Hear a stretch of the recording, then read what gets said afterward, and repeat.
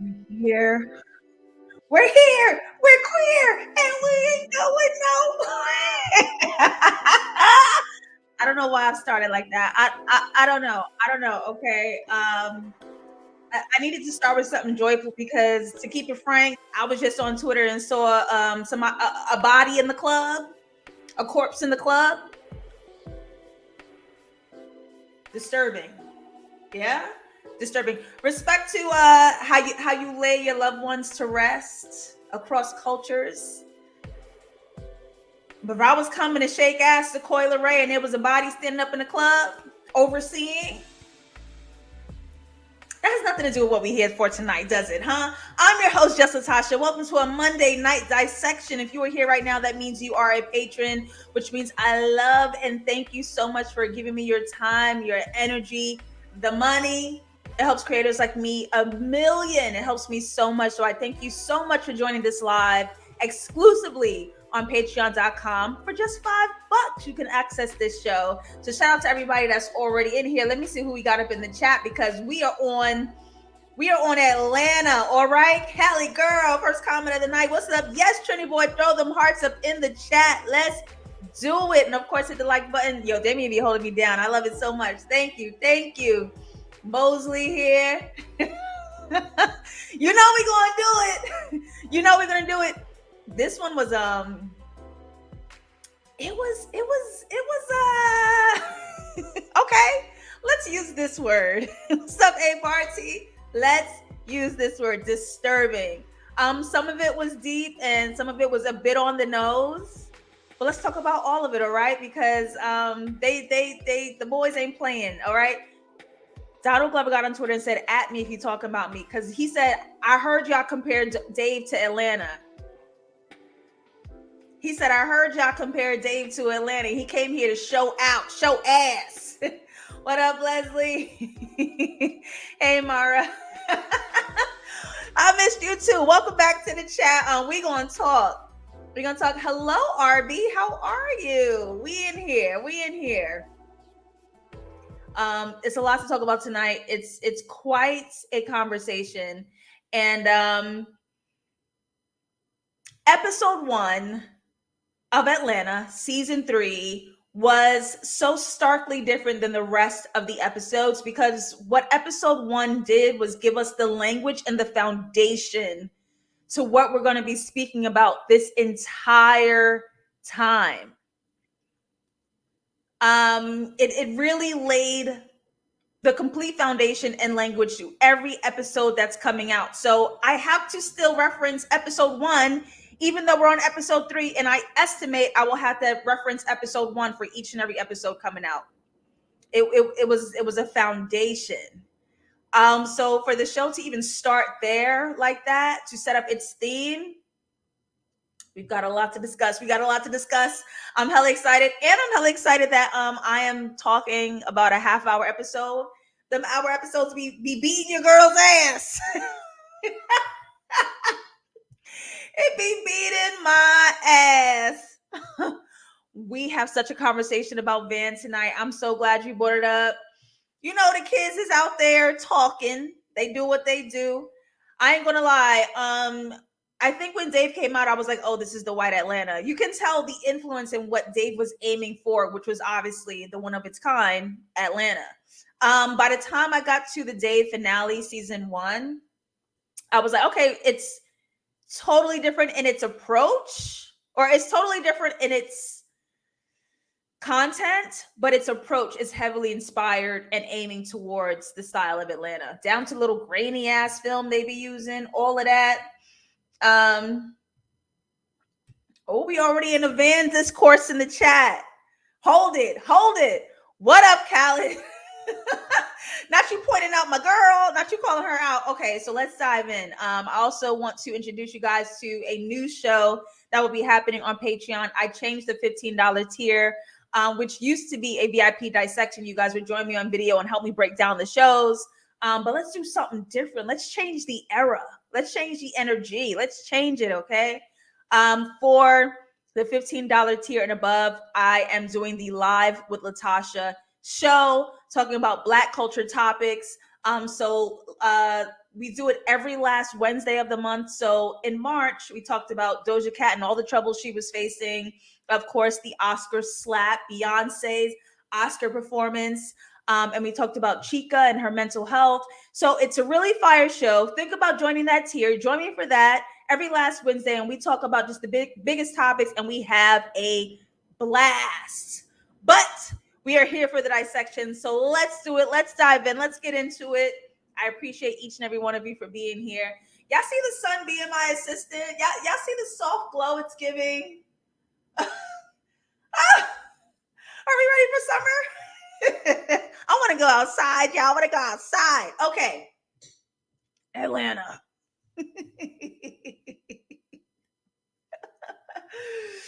Let's get into that opening sequence, episode 3, The Old Man and the Tree. We meet all of our characters, the entire squad, Paperboy, Van, Ern, Darius, going to a party to meet the billionaire named Fernando and the millionaire who's interested in partnering in music with Ern and Paperboy. So, referencing episode 1 of the season, the language, the foundation, asking, how does blackness survive under whiteness? So let me take you guys through a visual journey. Episode 1, we had Laquarius, the little boy who was kicked out of his mother's house, who had to live with these white lesbians. And when he approached the white lesbians' home, they had a dog print, black and white, on a yellow wall. So there's 2 sets of colors here in this series. We have red, white, and blue. This is a critique of America and how whiteness came to be using the labor and exploitation of blackness. Conversation between blackness and whiteness, the black and white. So you have red, white, and blue for America. You have black and white for the conversation between blackness and whiteness. And then you have the color yellow, which I believe, please make up your own theories and let me know in the chat. I believe it's the presence of blackness in the red, white, and blue. So when we see yellow, we're having a conversation of how can I be black in between these 2 spaces and how all of that congeals. Disgusting word. I could have chosen a better word, but that's the conversation we are having. So episode 1, Aquarius, you see a black and white dog paw as Aquarius enters the home, because with those white lesbians in episode 1, pets had way more. They had a hierarchy, and the black children were below the dog. So they had the dog paw on that. Episode 2, Ern and Paperboy, I believe they're in Amsterdam. I'm forgetting the place. And we saw the black and white Paperboy poster backstage at the concert. Ern comes in. The town is celebrating a censor class, which is all of these white people in blackface, dressing up as blackness. So we have the dog paw, the Paperboy poster, and then, of course, Paperboy himself in the black and white. How do these black people maneuver their blackness between what America has come to be? Well, that's the thing. They're not even in America, but they're using the theme of American racism globally, and seeing how that still affects blackness, even not based on this land. But to have this conversation, we are basing it on the foundations of America. So that's what's happening. The squad is literally traveling upper class to go meet these millionaires, billionaires. They're walking uphill. They have to go into this house, which is really crappy on the bottom. White service worker, dirt everywhere, and they're literally climbing up the stairs to get to the where? Top 1%, where there's this secret society of rich people having fun. Rich people having fun. And you can even see here, as you're traveling upstairs, all of these white stripes and grids, literally whiteness behaving as a cage and a trap for these black people. Theming it out, having all of these themes, right? So I started to ask questions as I watched them enter this space. How there needed to be a password, how there was a secret society, and how a white man had to come lead them to this special place in the top of the sky. Do we need permission from rich white people to access and partake and to sell our own culture. Y'all want to team up with me, but y'all giving me a password? A big question of this episode as well. Another theme: how do Black people rig this game of whiteness to work in their favor? Because I thought it was really funny where Fernando owned a Nando's in his house, and he was even asked, like, "Are you the Nando of Nando's?" So, if we're looking at accessing our own culture through whiteness, and if we can even rig this game in our favor, there's just some questions that I start to have, right? Uh, did Black people sell Fernando Nando's to try to get up on him, to try to rig the game in their favor? Like, well, if you want that special sauce, you're just gonna have to buy the whole store. And the billionaire was like, okay, that sounds fair. Or he owns, this billionaire Fernando owns Nando's in his house. How does Black culture fund his billions? How does he own Blackness? This chicken spot that he got downstairs, handing out chicken for free. So these questions that start to ask on Black ownership, white interference, that white people are creating the red line for us in our own space. When we made this, your house sits upon a Nando's, sits upon our culture. So that's where I'm at with it. Those are the questions we are going to be asking tonight. When something bad happens to Black people, unfortunately, as we know it, cyclically happens. Put your Cash App on Twitter. A white person will pay you. When that happens, put your Cash App and be like, look, y'all owe us because this mess is still happening. They'll pay you. It do.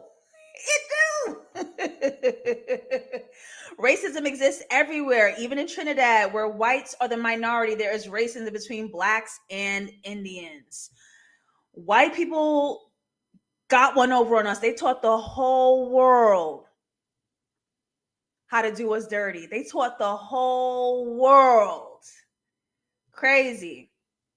Europe is the origin of white American racism. Our characters are maneuvering in ground zero. I'm so happy you said that because I'm gonna come back to this comment. Remind me to come back to this comment. I wish I could pin some items. Yes. Yes. Yes. I want to try Nando's too.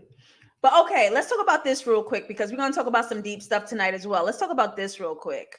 Let's talk about her, MK, the Asian woman who mistakenly thinks Darius is hitting on her. Notice there are two white light bulbs behind Darius and MK, right? Now, the whole thing about, oh, you thought I was hitting on you. I wasn't even hitting on you. It wasn't even like that. I know that's triggering for men. I know, like, I've heard y'all complain about it. I know that's real triggering for men. But watching this scene was real triggering for me because y'all be having that chip on your shoulder sometimes where, like, you don't understand why we're reacting like that. You don't understand how relentless men are. So my bad if I thought you was about to run game. My bad if you was about to ask me to pass you the Snickers next to me. My bad. But if you only knew the pressure you just give when we outside, when we have to maneuver spaces defensively, Darius is like, I'm not hitting on you. I know that's how y'all feel. I know. But as a woman, let's just jump the gun. Oh, you wasn't doing that? Okay, sorry.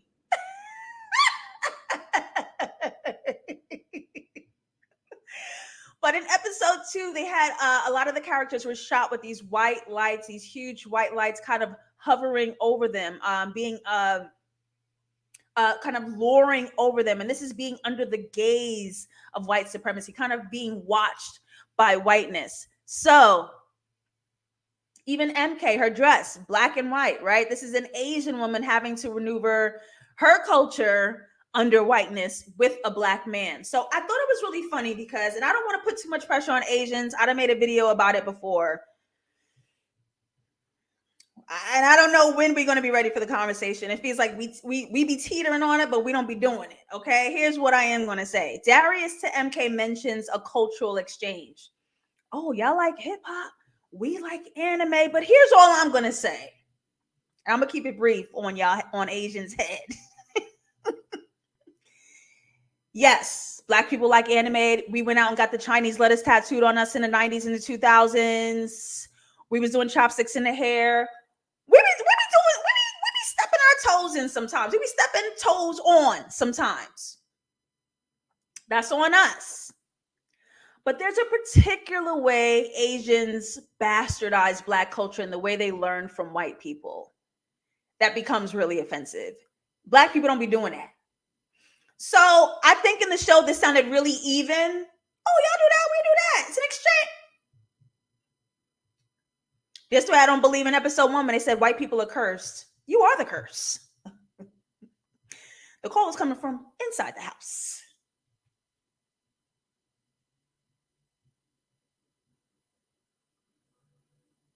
That's all I'm going to say. I'm going to keep it real light. But I'm thinking about this Asian woman who is maneuvering herself under the gaze of white supremacy and how it was very important for her to create a stark disengage and disconnect from this black man approaching her. Because as we learn towards the end of this episode, she's actually engaged to Will, the millionaire, who's trying to partner with Earn and Paperboy. She's engaged to a white man. So the fact that Darius approaches her and she's like she creates that stark disconnect, I think that is very much her under the performance of whiteness, making sure all these white people around her see, I'm not POC with this right here, right now. I'm with them. I'm with y'all. That's what it was giving to me in that scene. That's what it was giving to me, right? There was also, so I have it here. No, not here. There was also a photo behind Darius of a painted black woman on the wall. Obviously, a tribe from like the continents of Africa, nude, topless. And I really noticed, which we're going to talk about a little later, the body of the black woman on the wall, but no black woman in the room. Put a pin in that. We'll be back. Put a pin in that. But I think there's a way that POC maneuver with black people when surrounded by whiteness. And depending on what room you in, they make it clear which side they're on. They make it very clear. Darius is too damn cool. I'm like, ain't nobody talking to you. Carmen. Now, see, in the first section, I was like, is this a self-drag? Not sure of how Donald Glover met his partner or if it was a play on it. She is Asian. He also mentioned having a thing for Armenian and Asian women. This is Donald Glover's back in the day mixtape, hip hop backpacks, mixtape era where he really was going, he was fetishizing Asians. I thought his wife today was white. Am I mistaken? Because I thought I saw a paparazzi photo of him and his 2 whitish babies. Is she Asian? Now, I was asking, is this a self-drag? Because it gets real. Jordan Peele did this, where he has a very stark critique on white women and how violent they could be racially when he has a white mother and a white wife. And I'm like, I respect writers that drag themselves. I really do, because that means like you are willing to put your stuff out there to tell a sharper story. And I think that's fucking cool. I don't know. Questions that need answers. Do we think Darius is a swirler? Hell, is Darius even straight? I would personally lay on a sword for a queer Darius. Give me bye, daddy. Give me a bye, Darius. you cowards! Do it! I don't know. We haven't seen Darius engage anyone romantically this entire time. If they switch it up, I would love that shit. I would love that shit. Hello? Oh, we'll get to it. We'll get to it. We'll get to it. Heavy on that backfired. We'll get to it. The way Asians colonize rap music and street dance is giving very white to me. Like y'all learned it from somewhere. Sorry. Y'all learned it from somewhere. We've got a twofer. Donald Glover's wife is half white, half Asian. What, you make her in a blender? you got yourself your two faves at the same damn time.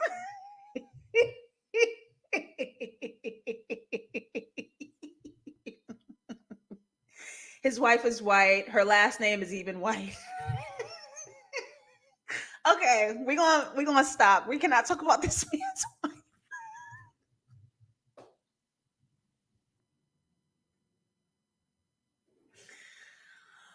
But y'all know what y'all be doing. So we meet Socks, white guy who really befriends Darius. Hairline is intense. That sequence was so damn funny. But Socks is the perfect way that I got to keep a distance from woke white people. I got to keep my distance because what do y'all want? You are still in your savior complex and you're trying to ally and protect. At the end of the day, you are centering yourself. And I thought it was so weird that Darius wasn't really standing up and saying, don't do that. It wasn't even like that. But if he had, just the way all those white people betrayed MK, they would have betrayed him as well. Because if you don't appreciate their salvation, if you don't appreciate their help, if you don't appreciate their allyship and bow at the knee, when they come to your rescue, they'll turn on you too. They'll go right back to white. I don't see it for them.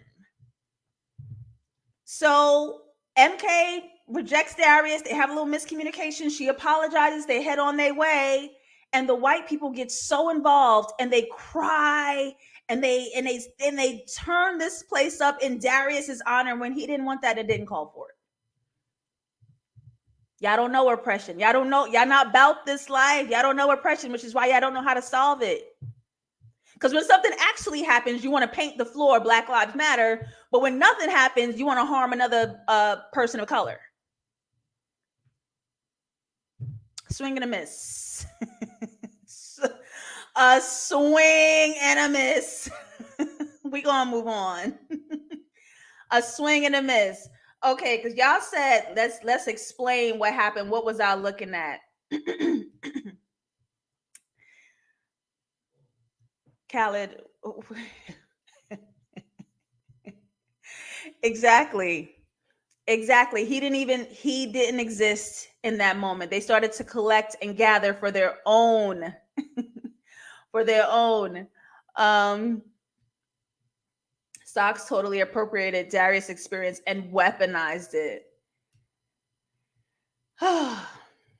Yeah. I can't. So let's get deeper. Let's get intense. I like the way Darius says the word intense. He said it twice in that episode. Ern is getting intense upstairs. Let's go here. We're going to talk about the tree, which Khaled made a very important comment that the birth of American racism started here. They just transferred it over to create American racism. So now that we're back in Europe and this man, Fernando, the billionaire, owns the oldest tree here. Now, if you guys take a look at the black and white lights behind the tree, I only had one thought and I felt spiritually immediately what it was. The lights behind the tree. it looks like Black people swinging from the trees. The way Van was under it, the way Paperboy was under it, they were always under the branches. And I thought that was a very clever, futuristic, artistic way to point to something horrific and traumatic without being so trauma porn is the word people use, especially in Donald Glover's past work, without being trauma porn. But visually, you can see swinging from trees.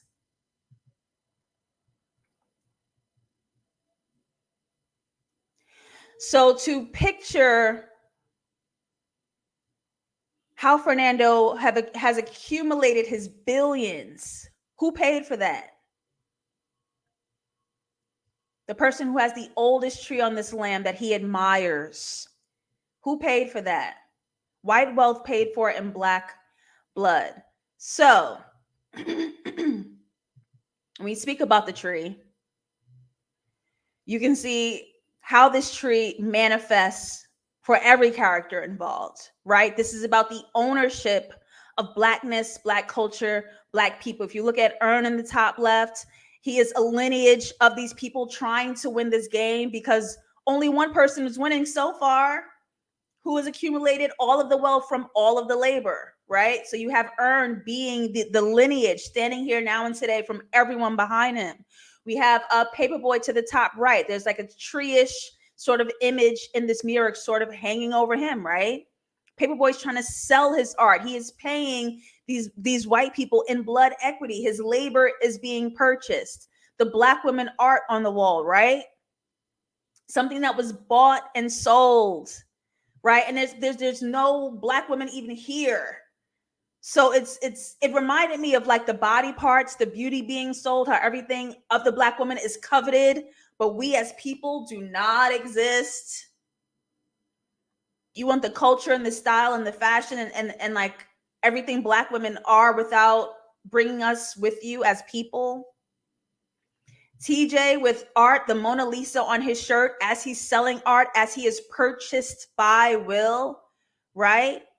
Just like this Black woman portrait, he is a commodity of being bought and sold on this content farm, on this land, on this plantation. That's the conversation we're having. So when I saw that tree, I was like,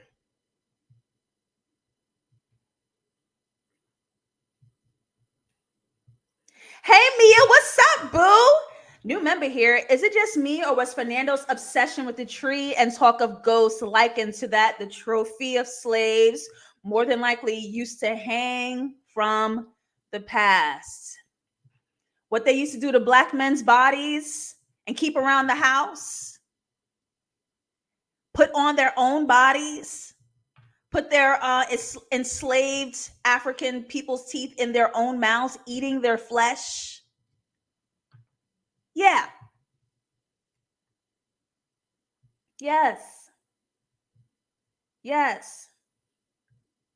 What does Fernando have to continuously do to Blacks to maintain his will? Oh, Mia, you done said a mouthful, because we're going to answer this very question tonight. We're going to answer all the questions tonight. I see y'all. We're going to answer that question tonight, but I want to stay here right now. So when I saw Ern in this hallway, he has to ask this question: what is his place in the land? You're going to be bought and sold? Are you going to be the slave? You're going to be standing up next to Will, being the overseer. We'll ask him, bring more people here. Not to brag, but that's the same question I posed for Ern's identity in my Atlanta script. Are you going to sit next to the white people in power and do this to your people? You're going to do this to your cousin, Paperboy? You're going to put him in this position? You're going to be an overseer? Or you're just going to be another cog in the wheel, a pawn on the plantation? What is your identity going to be? Which side are you on? Very much that. Mirror and reflections represent split identity. He has a choice to make. Who is he going to be? If we're looking at this image and seeing the swinging from trees, the hanging from trees, I want y'all to see this image of TJ. So you have Will, who owns this content farm, TJ, who he's bought and purchased, who looks framed similar to the stripes under the tree. What is TJ's place? And it was so creepy to even see that tiny little moments of the episode because TJ's wearing skates. So him slightly moving back and forth looks like he's swinging.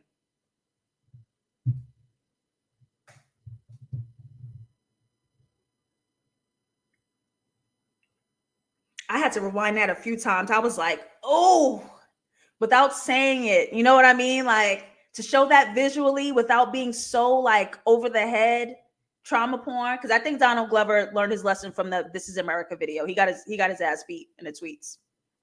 Got his ass beat in the tweets. So in that hallway, Will is asking Earn, bring more people here, bring more labor, bring more artists, right? We're just gonna have a few artists passing through town. They're gonna live here. I'm paying for it all. They don't have to do anything. They can work here free of charge. Isn't that the nice way textbooks are trying to reframe the transatlantic slave trade? Like indentured servants who we sheltered, who this is nice, right? The masters are nice to you. Will paid $500,000 for TJ. One person. Now I gasps with Earn, but that gives you a perspective of how much this money is. He paid $500,000 for TJ. They don't even know what they're making because it doesn't matter. So you can imagine if that's what TJ costs, how much is being recouped back into Will's pockets. Now imagine making that in multitudes. Imagine being able to spend that in multitudes. That's how much our Black blood gave them in wealth. He paid $500,000 for one.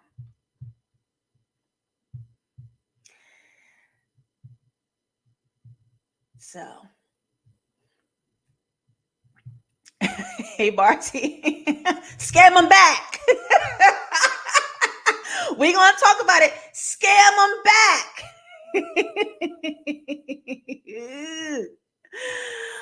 The white guy gave me Dr. Luke vibes, and they compare him to a master in music, especially with Doja Cat, who was mentioned in this episode. I didn't make that connection because so many of them be moving like this that I was just like, that could be anybody. But that would be interesting if that's why Doja was mentioned. Whoo, come on, say that again. Yeah, somebody paying, right? Somebody is paying. We're gonna ask more questions later. We're gonna talk about Van. I want to save that for a little bit. Yes. First the lesbian couple, episode 1, then the cult in episode 2, and now this influencer house. These white people make these spaces appear safe when they are very violent, and I mean violent in life or death. So for episode 1, where these two white lesbians were going to intentionally kill Aquarius, to episode 2, where this white peaceful cult intentionally killed Tupac, and now, we're just at an influencer house. Where's the death? Where shall we await the death? We're going to talk about the spirits. We are going to talk about the spirits. The spirit of our Black ancestors was moving through Van, the way she was pushing them white folk. Hold on, y'all, we're going to get to Van. All right, y'all telling me to hurry up. I guess I got to get to Van faster. Okay. But I want to talk about Paperboy first, y'all. Let me talk about it. I want to end on Van because that is such a poignant, we could talk a lot there. Okay, I want to get through Paperboy. We're going to get there, y'all.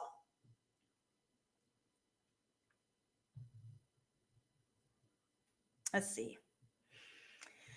So let me set this up. Paperboy plays poker with the billionaire Fernando and his wealthy white friends, right? But Paperboy plays fairly. He puts the exact money up that they're asking for. He plays by the rules and he wins and doesn't get paid. All of them leave him at the table unpaid. So, in episode 1, Laquarius was watching American Dad. And there was a scene in the American Dad on Laquarius's TV that was a depiction of the tortoise and the hare. So American Dad is an animation. It's a satire of America. It's an observation of America. And of course, Laquarius watching that is the racial economy between blackness and whiteness, right? So black people being the slow ones, the tortoise, while white people getting there quick being the hare. So in the story of the tale of the tortoise and the hare, since the hare can go faster, it got cocky and it took a nap. By the time the hare woke up, the tortoise finishes the race. So we're asking another thematic question. Can black people win this game in the long run? Because right here, Laquarius is watching the hare die.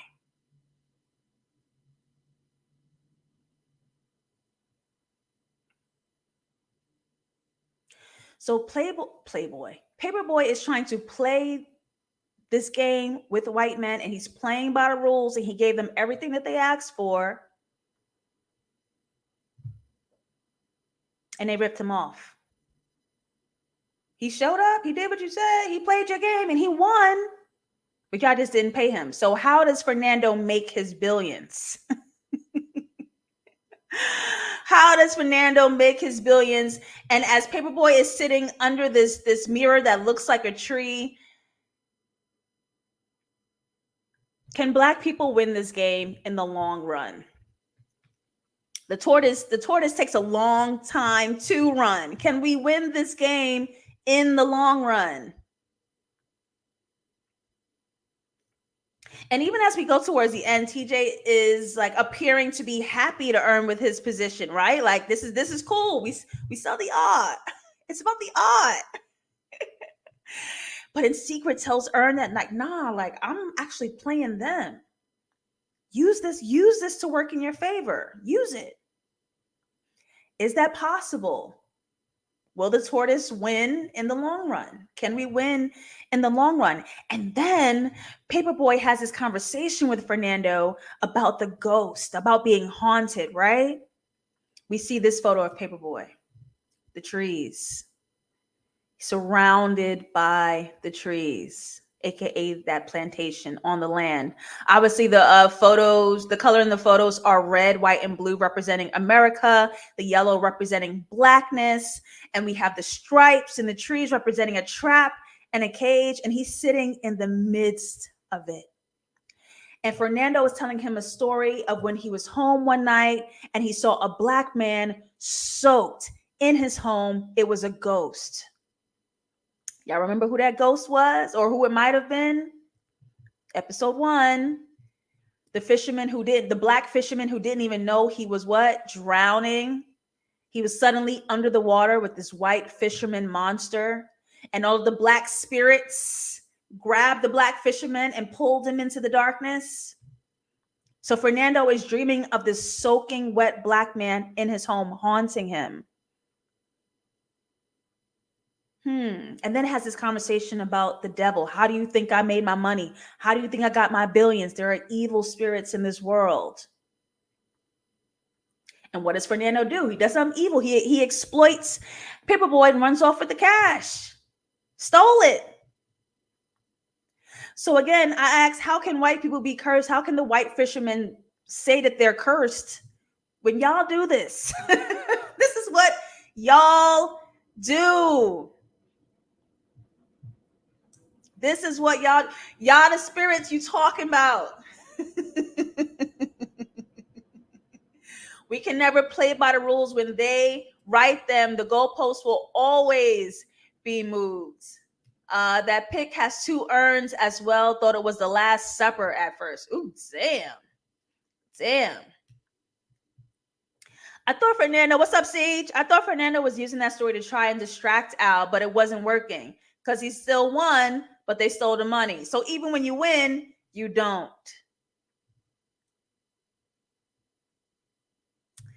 Can Black people win in the long run? Even when you win, you don't. I wish I could pin comments. Even when you win, you don't.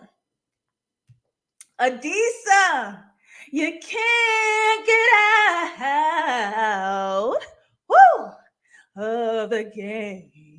No. Y'all don't know the whiz. I dissected that too years ago.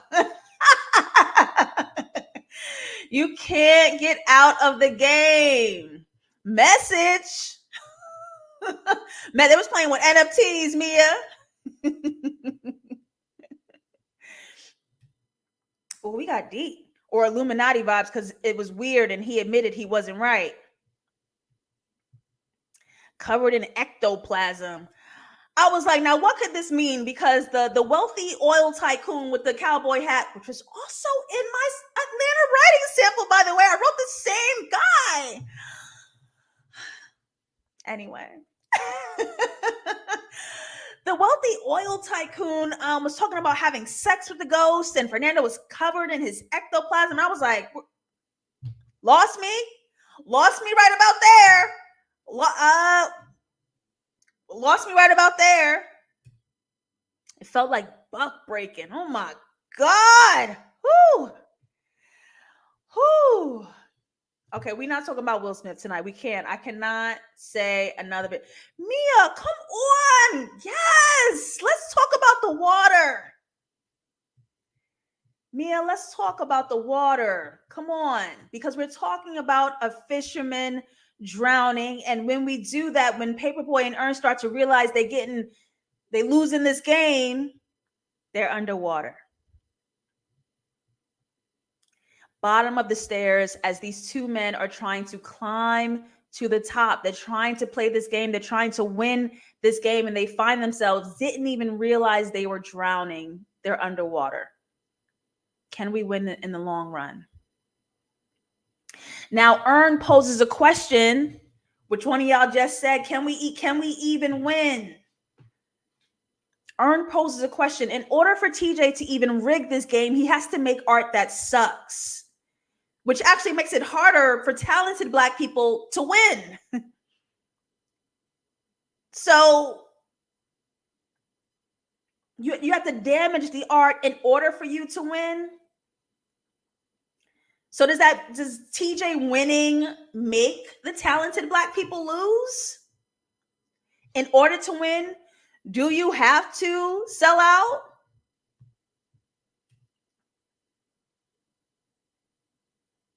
Do we have to?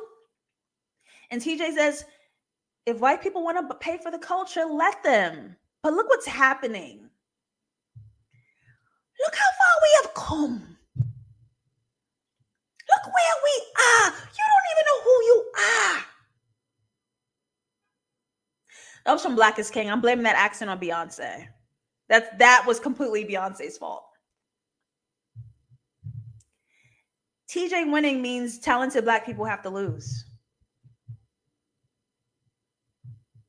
And Paperboy said, well, why can't we scam? Like, they doing it. How come we can't scam? He just ripped me off 40,000. How come? Okay, but if we doing all this, who actually loses? Even when we start to play the game fairly or unfairly, who loses? We drowning. Didn't even realize we was under the water, drowning. Okay. So we have this really full circle moment, which I love, explored visually, where Black people are the cost and products of white wealth. We built it.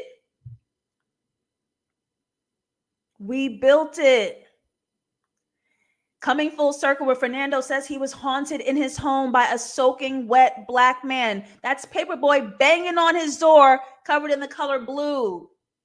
Paperboy underwater, haunting Fernando to give him his money back. Because how did you make your money? Look who built the bank. There's a black enslaved person behind these white bankers, unpaid. They built the whole thing. Yes, we gonna haunt you. Your white guilt haunts you.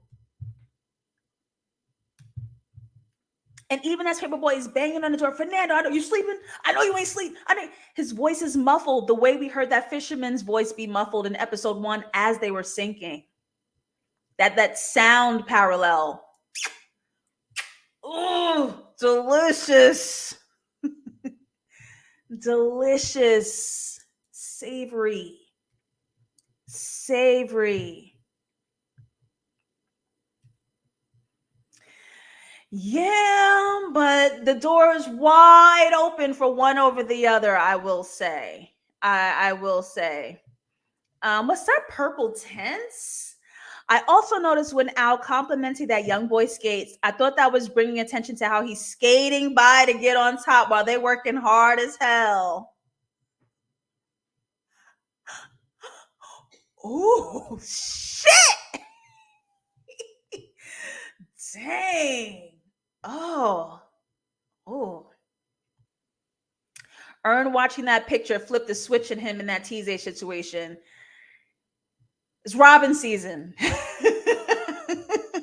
Ern came in and said, it's Robin season. I'm taking everything. Made it up as he went. I'm taking everything. If y'all want to play, let's play. What up, Kiara? I know, girl. I know.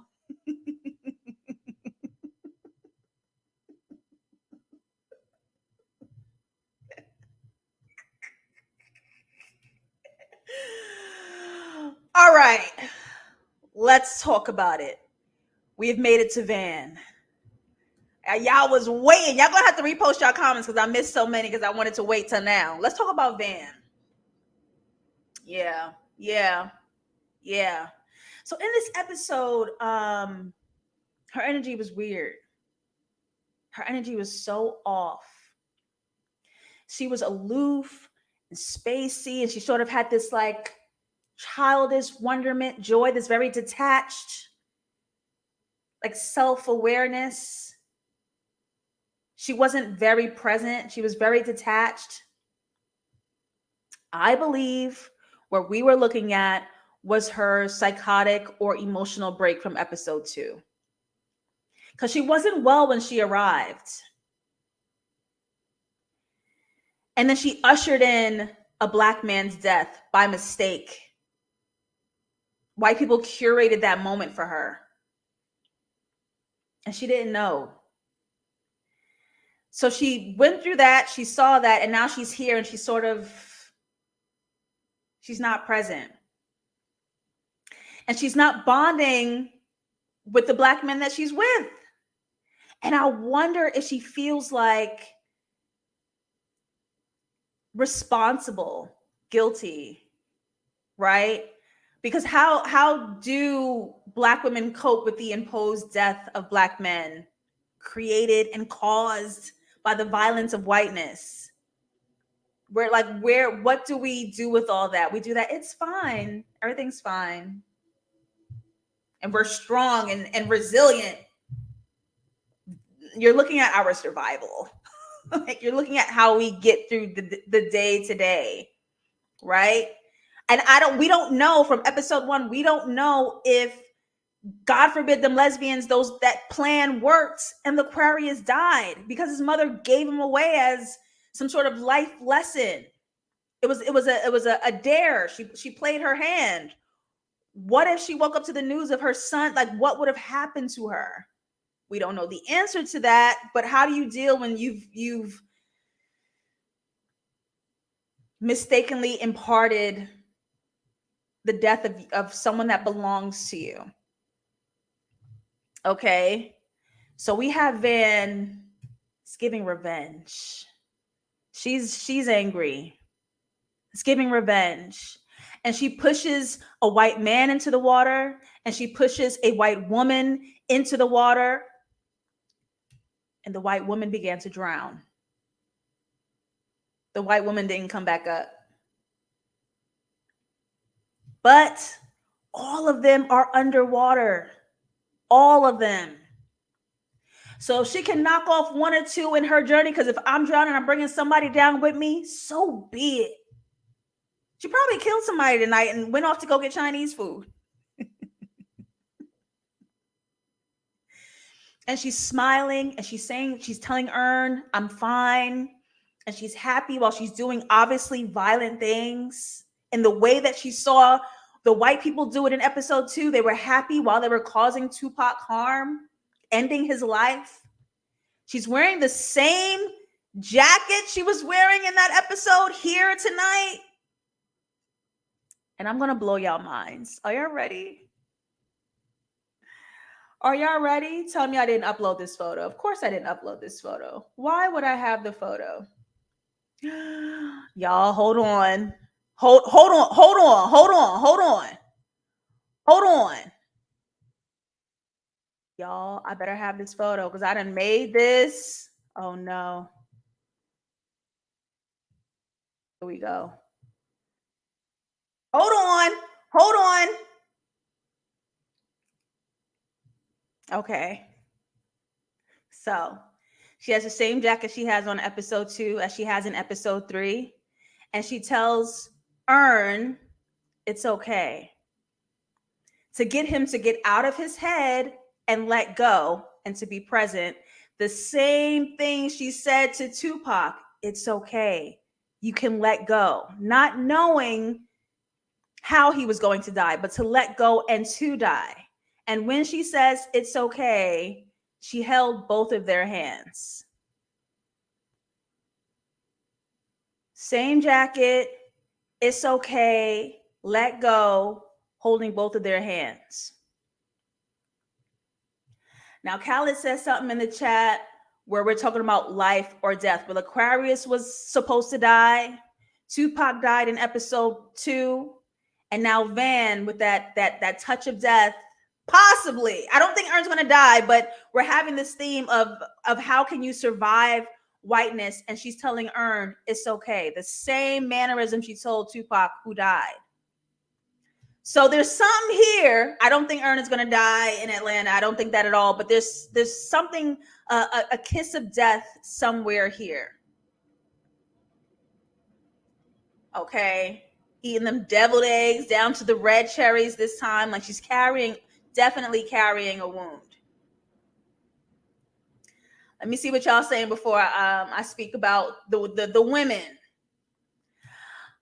I hope not. She got a daughter and a beautiful afro and a mama and like, but something is really wounding it. Thank you.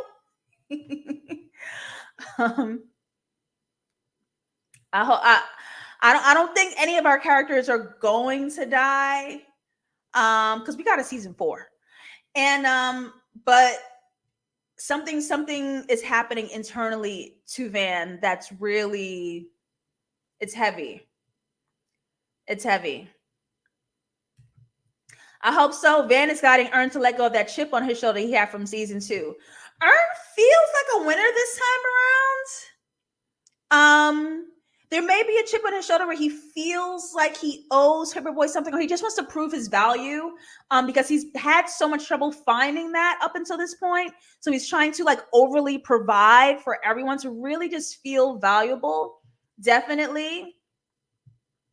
Oh, Mia, was Van embodying a modern day Harriet Tubman, stealing the statue's ancestors at the beginning, physically pushing back against whites and escaping at the end unscathed? Whoo, completely unbothered. And yep, she stole that statue thing, like how they steal our artifacts. Yes, I was wondering about Van taking things from this space. Because it stuck out like a sore thumb to me that there wasn't any Black women here. But I thought of the Black single mother in episode 1, the harmed Black social worker in that episode as well. This nude photo of the Black woman hanging as art in this home and this episode, and how Van is the only one interested in the art.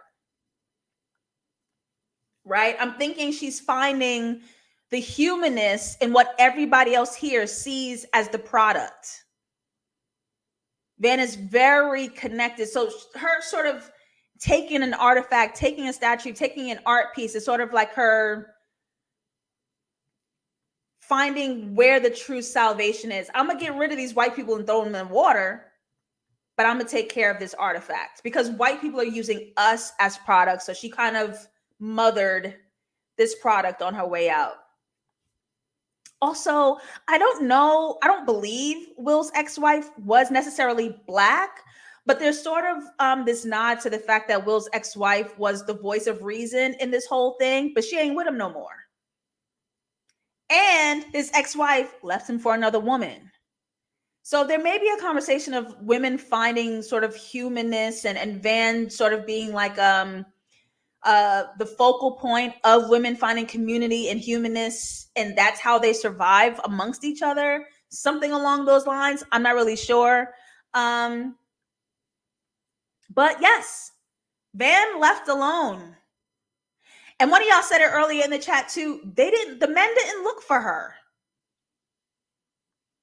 That stuck out to me when I was watching. I was like, okay, y'all all in the van. Who looked for Van? Who was like, where's Vanessa? Make sure she comes out the party. They didn't, no one, and she didn't mention that she was leaving. Like, no one looked for her. And it felt like she chose to be alone, but it also felt like she was alone. Even though Ern's actively chasing her through the entire episode, she keeps herself very detached from them. What I would imagine if I just led a Black man to his death by mistake, it's probably an emotional guard to not get attached in fear of losing each other, fear of losing them. So, total hypothesis. I be taking wild ass guesses on this show. That's what it's for. Could be wrong. I don't know. I ain't write it, though I would like to.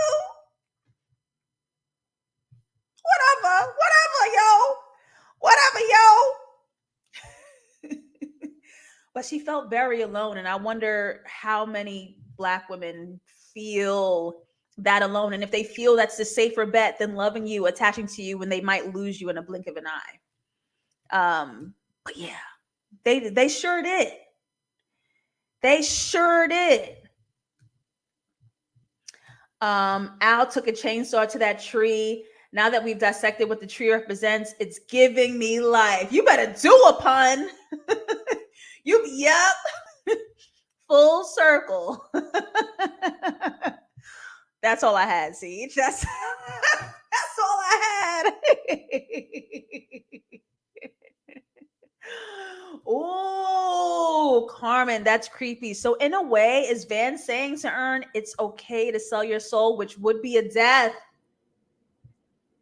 That would definitely be a metaphorical death.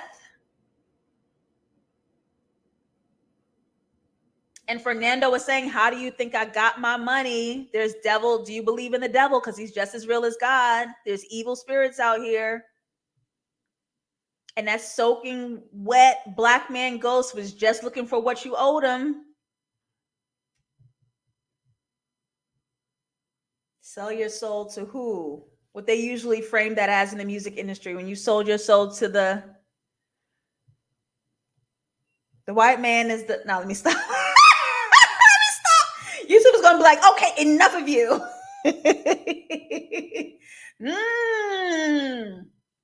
I'll chop that tree down. Sure did. You ain't give me my money. I'm taking it. Fernando crying in that window.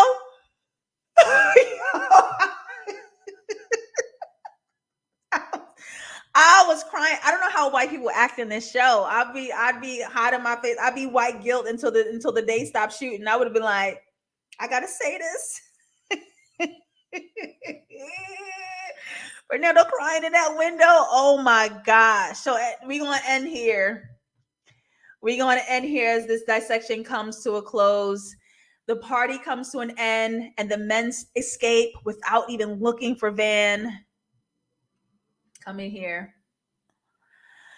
Socks, who caused Darius all this trouble, is their getaway driver. Can Black people escape? Can they win? What is the cause and the cure to this system? Is whiteness the cause and the cure to this escape? The person who caused the trouble is the one who's getting you out of it. How can that be? How? Van detaching from earn. He calls, she doesn't pick up. Are we having a conversation about the divide between Black men and Black women? What are the forces driving us apart, even though we love each other? What is the detachment? What is the root of our detachment? So I'm seeing it so much today. So much today. This gender war. Now, Black men, I be having my foot on y'all neck because y'all be acting up. Y'all are acting up right now. And I don't know what I got to do or say, but y'all are acting up right now. Okay? I have never in my life yelled at a girl like this. Whenever my mother yells at me like this, it's because she loves me. You understand?